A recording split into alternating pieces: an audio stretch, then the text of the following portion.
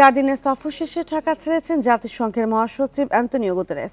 সকাল 9টা 45 দিকে শাহজালাল আন্তর্জাতিক বিমানবন্দর থেকে রওনা হন তিনি।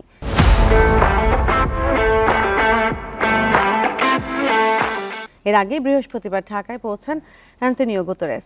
সফরে তিনি প্রধান উপদেষ্টা অধ্যাপক মোহাম্মদ ইউনূস, পররাষ্ট্র উপদেষ্টা তৌহিদ হোসেন, বিএনপি, জামায়াত সহ বিভিন্ন রাজনৈতিক দলের নেতাদের সাথে বৈঠক করেন। শুক্রবার প্রধান উপদেষ্টার সাথে পরিদর্শন করেন উখিয়ার রোহিঙ্গা ক্যাম্পে। সেখানে 1 লাখ রোহিঙ্গার সঙ্গে ইফতারেও যোগ দেন।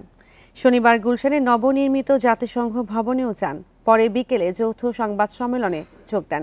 এ সময় রোহিঙ্গা প্রসঙ্গে অ্যান্তোনিও গুতেরেস বলেন, রাখাইনে চলমান পরিস্থিতির কারণে এ মুহূর্তে শান্তিপূর্ণ প্রত্যাবাসন কঠিন। প্রতিবেশী দেশগুলোকে মিয়ানমারের ওপর চাপ বাড়াতে হবে।